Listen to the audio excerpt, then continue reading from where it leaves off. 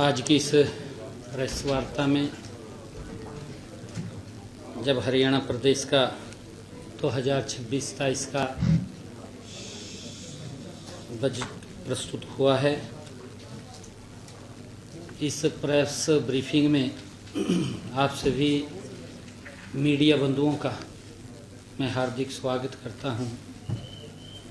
आप सबका धन्यवाद भी करता हूं।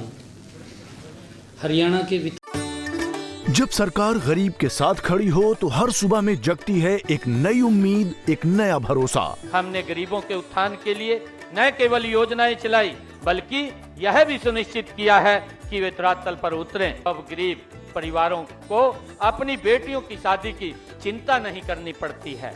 उन्हें मुख्यमंत्री विवाह सगन योजना के तहत 71,000 रुपए तक सुगन राशि दी जा रही है। गरीब महिलाओं को रसोई के धुएं और महंगाई से राहत देने के लिए हम हर महीने केवल 500 रुपए में गैस सिलेंडर दे रहे हैं।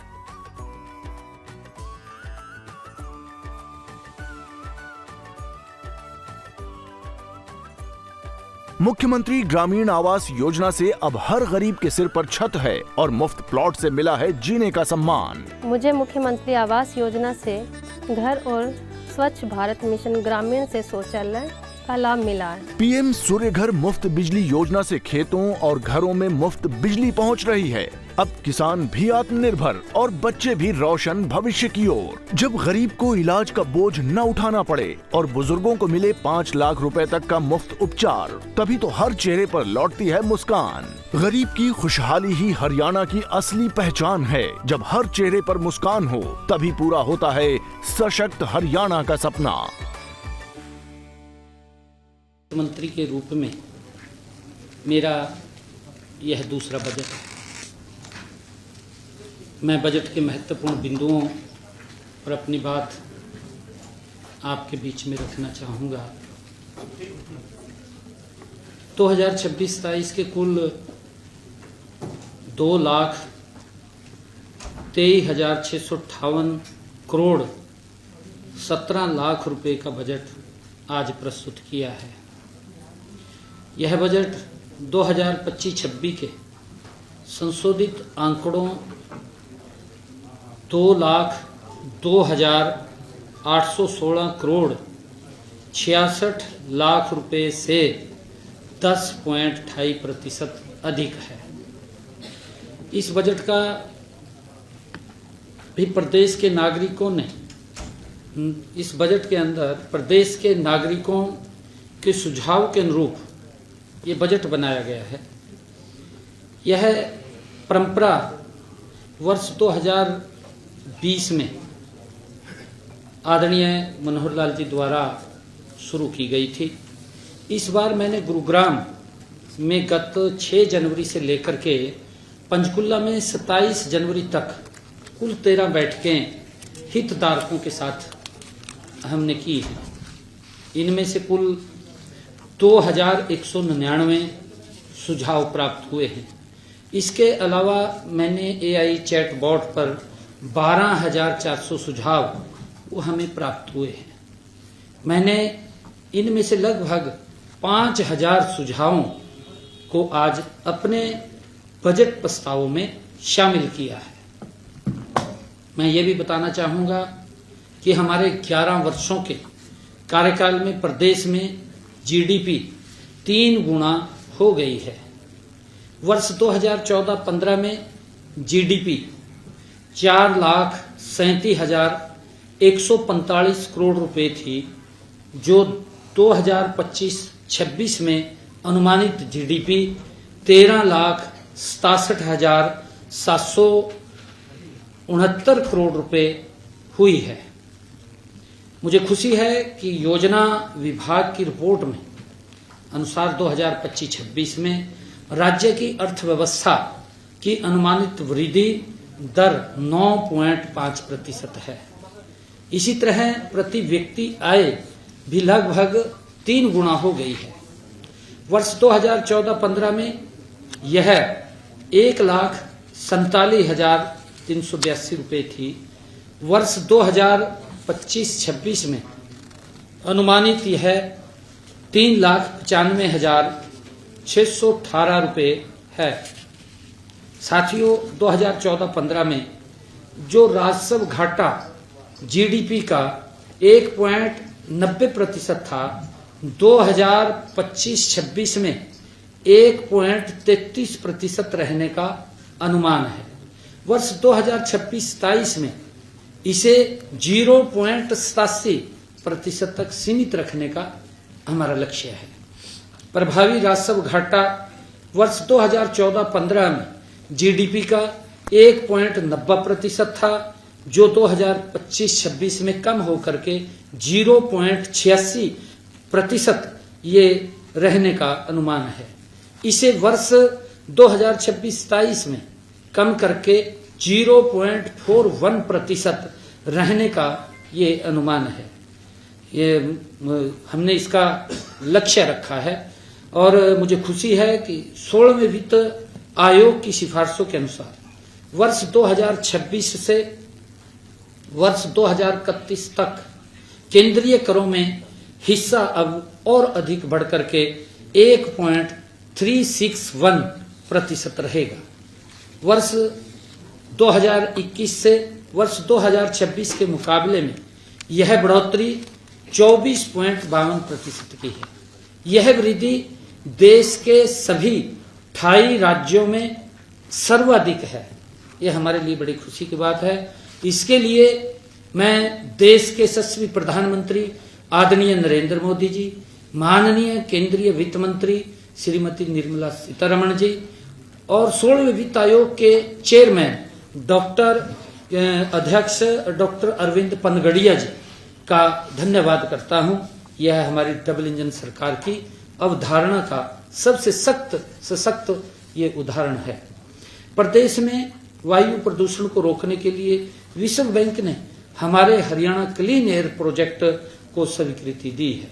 इस प्रोजेक्ट के लिए हमें 2,716 करोड़ रुपए की राशि मिलेगी और इसी तरह अक्टूबर 2026 तक हमें विश्व बैंक से वाटर सिक्योर हरियाणा प्रोजेक्ट के लिए भी 5,715 करोड़ रुपए मिलेंगे।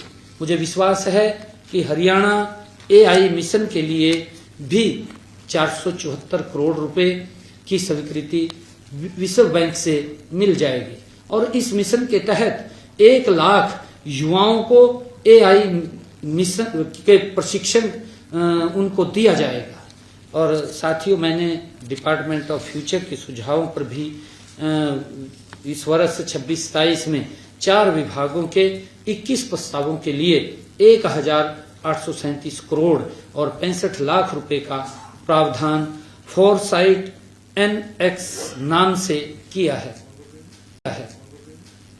साथियों, राजकोषीय उत्तरदायित्व तथा बजट प्रबंधन अधिनियम 2003 के अनुसार राज्य सरकार का राजकोषीय घाटा उस राज्य की वर्ष जीडीपी के 3% से कम होना चाहिए। हम सब जानते हैं कि जो एक नीति आयोग ने एक लिमिट रखी है, 3% की रखी है और 3% 2014-15 में यह जो लोन लेने की अवधि थी वो 2.88% था।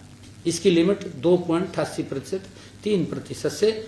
हर्ष की बात है कि 2025-26 में राजकोषीय घाटा जीडीपी 2.66% रहने का अनुमान है। 2.66%। इससे स्पष्ट है कि हमने अपने लक्ष्य से भी अधिक कुशल वित्तीय प्रबंधन ये किया है और 26-27 में इसे कम करते हुए जीडीपी का 2.65% तक रहने का हमने लक्ष्य रखा है। हमने पूंजीगत व्यय को बढ़ाने के पर भी निरंतर बल दिया है। 2026-27 में 28,205 करोड़ का पूंजीगत व्यय प्रस्तावित है, जो कुल बजट का 12.6% होगा। और साथियों, 2014-15 में कुल बजट का वास्तविक व्यय 84.45% था। वर्ष 2025-26 में 31 मार्च तक लगभग 98% खर्च किया है। हमने जो लक्ष्य था, ये इतिहास में पहली बार हुआ है। अगर हरियाणा के इतिहास में देखेंगे कि हमने जो बजट का 100% में से 98% उसको खर्च किया है। अब इस बजट 70 में प्रदेश के हित में 12 महत्वपूर्ण हमने निर्णय लिए हैं, जिनका जिक्र मैं करना चाहूंगा, जिसमें किसानों को ट्यूबवेल कनेक्शन दिलवाने एवं निर्बाध बिजली आपूर्ति के उद्देश्य से मैं हरियाणा एग्री डिस्कॉम के नाम से एक तीसरी बिजली वितरण कंपनी बनाई जाएगी, उसका मैंने इसमें प्रस्ताव रखा है। और हरियाणा में 3 लाख किशोरियों को HPV वैक्सीन लगाई जाएगी। घाटे में चल रही 300 पैक्स को लाभ में लाया जाएगा। इसके ऊपर हम मजबूती से काम करेंगे। मई 2026 में एक इनोवेशन चैलेंज का आयोजन कर सर्वोत्तम AI मॉडल को संबंधित विभागों में लागू किया जाएगा। और साथियों, प्रदेश के सरकारी भवनों और सौर ऊर्जा आधारित परिसरों में बदला जाएगा। निवेशकों के लिए नई मेक इन हरियाणा नीति लागू की जाएगी। HSIIDC के औद्योगिक क्षेत्रों में बेहतर इंफ्रास्ट्रक्चर बनाने के लिए 26-27 में सक्षम नाम से 500 करोड़ रुपए के एक विशेष फंड की स्थापना की जाएगी। ये भी हमने निर्णय किया है। अकुशल श्रमिकों की न्यूनतम मजदूरी 11,297 रुपए प्रति माह से बढ़ाकर के 15,200 रुपए प्रति माह की जाएगी। ये भी हमने संकल्प लिया है। प्रत्येक विधानसभा क्षेत्र में सार्वजनिक निजी भागीदारी मॉडल पर एक आदर्श परीक्षा केंद्र स्थापित किया जाएगा। इसकी भी मैंने चर्चा की है।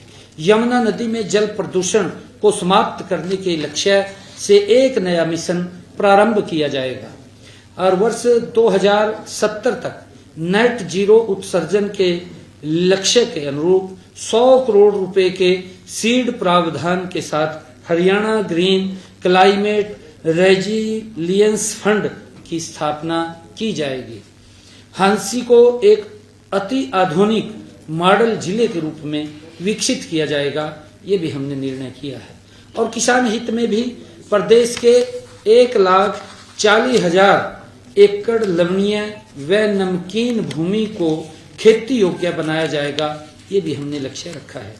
मेरा पानी मेरी विरासत योजना के तहत 2,000 रुपए प्रति एकड़ अतिरिक्त बोनस दिया जाएगा। प्राकृतिक व जैविक खेती प्रमाणन पर व पहले से एपीडा से प्रमाणित किसानों को अगले 5 वर्षों तक 10,000 रुपए प्रति एकड़ प्रति वर्ष अनुदान दिया जाएगा। ये भी हमने निर्णय किया है।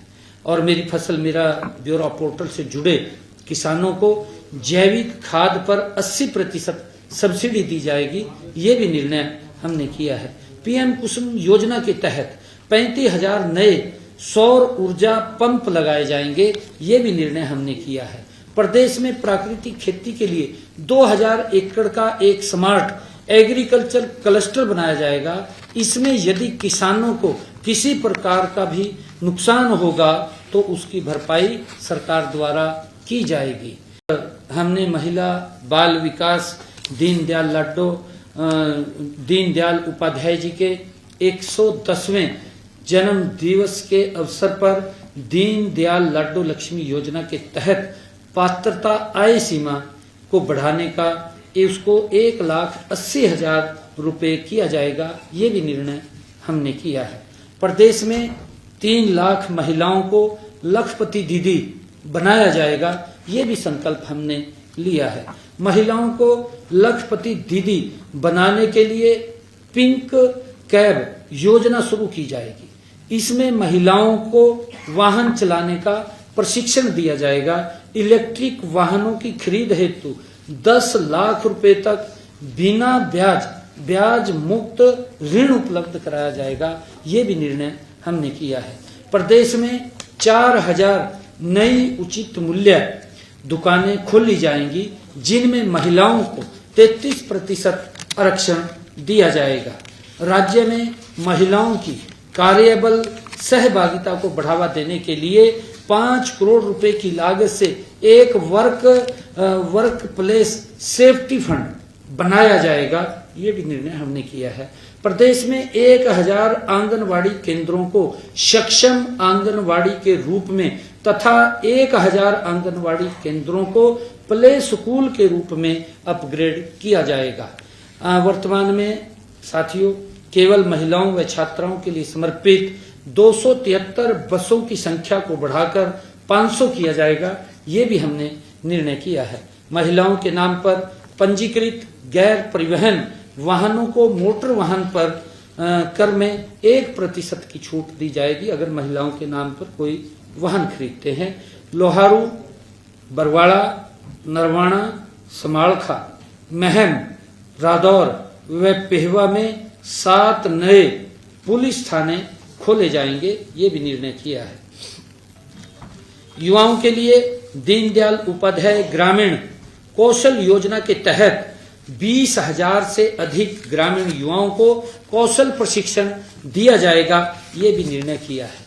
अग्निवीरों को हरियाणा पुलिस में विभिन्न पदों पर नियुक्तियों के लिए 20% का आरक्षण दिया जाएगा और खिलाड़ियों को प्रशिक्षण देने के लिए विभिन्न अंतर्राष्ट्रीय ख्याति प्राप्त प्रशिक्षकों की नियुक्ति की जाएगी। ये भी हमने बजट के अंदर प्रावधान किया है। प्रत्येक जिले में एक खेलो इंडिया केंद्र बनाकर इसका संचालन किसी पूर्व चैंपियन खिलाड़ी को सौंपा जाएगा और पीएम सेतु योजना के अंतर्गत सोनीपत, कुरुक्षेत्र में 241 करोड़ रुपए की लागत से एक hub and spoke ITI cluster बनाया जाएगा। Hub and spoke ITI cluster hub बनाया जाएगा। अंत्योदय परिवारों के लिए मुख्यमंत्री अप्रेंटिसशिप प्रमोशन स्कीम शुरू की जाए करके अप्रेंटिसशिप के दौरान छात्रवृत्ति से अतिरिक्त 1,500 रुपए की मासिक सहायता भी बच्चों को दी जाएगी। वैध रूप से विदेश में युवाओं की असमय मृत्यु होने पर परिवार को वित्तीय सहायता प्रदान करने के लिए एक कल्याण कोष गठित किया जाएगा। प्रदेश में 700 नए हित स्टोर और खोले जाएंगे। अंत्योदय आदरणीय प्रधानमंत्री जी का जो लक्ष्य है कि प्रधानमंत्री आवास योजना शहरी 2.0 के तहत 20,000 गरीब परिवारों को पक्के मकानों के निर्माण हेतु 500 करोड़ रुपए की आर्थिक मदद दी जाएगी। ये भी निर्णय किया है। प्रधानमंत्री आवास योजना ग्रामीण के तहत 23,154 नए मकान बनाए जाएंगे। मुख्यमंत्री शहरी आवास योजना के तहत 16 शहरों में 30 वर्ग गज के 15,251 प्लाट आवंटित किए जाएंगे। मुख्यमंत्री ग्रामीण आवास योजना 2.0 के तहत 5 महाग्रामों में तथा 157 छोटे गांवों में 5,000 प्लाट जरूरतमंद परिवारों को दिए जाएंगे। फरीदाबाद, गुरुग्राम, झज्जर, पलवल, पानीपत, रोहतक एवं रेवाड़ी में 8,000 EWS फ्लैट गरीब परिवारों को दिए जाएंगे। ये भी हमने अपने बजट में कहा है। HSIDC के प्लॉट में OBC के प्लाट धारकों को प्लाट लागत में 10% की छूट दी जाएगी। प्रधानमंत्री सूर्य घर मुफ्त बिजली योजना के तहत 2,20,000 घरों की छतों पर रूफटॉप सोलर सिस्टम लगाए जाएंगे और स्वास्थ्य की दृष्टि से जिला अस्पताल फरीदाबाद को 200 बेड से 400 बेड तथा जिला अस्पताल सोनीपत व रेवाड़ी को 200 बेड से 300 बेड अस्पताल को अपग्रेड किया जाएगा। ये भी हमने बजट में प्रावधान किया है।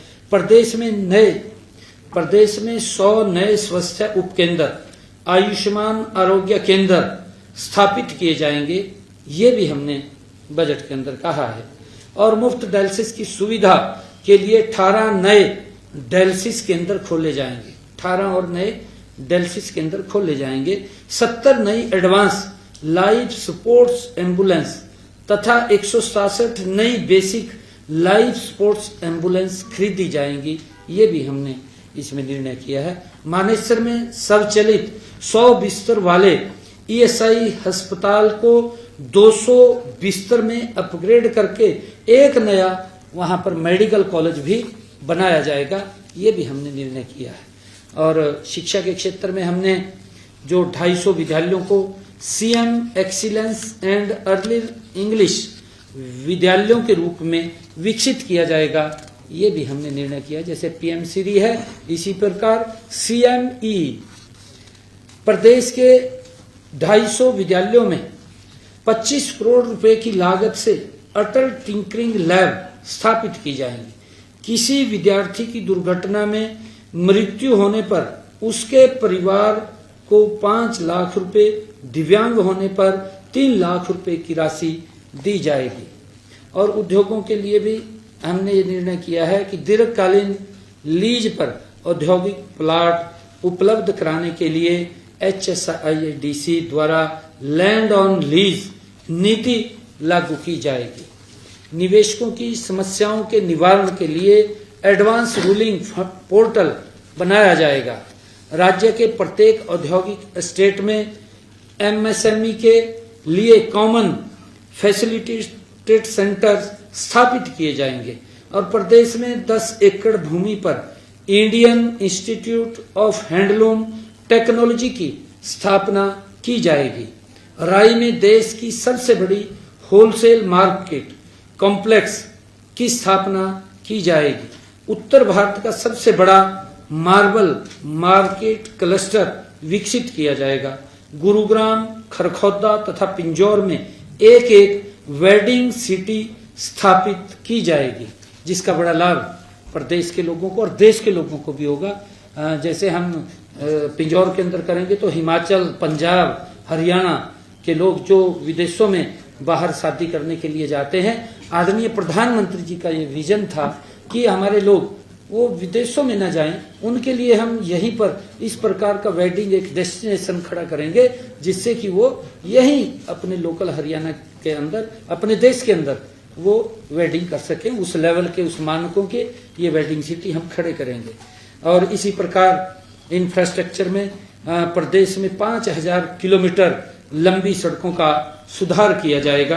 प्रदेश में 18 नए ROB और 12 URB का निर्माण शुरू किया जाएगा। विद्यार्थियों के लिए 1000 नई बसें खरीदी जाएंगी तथा कनीना, नरवाणा, गन्नौर, कलायत में नए बस अड्डे बनाए जाएंगे।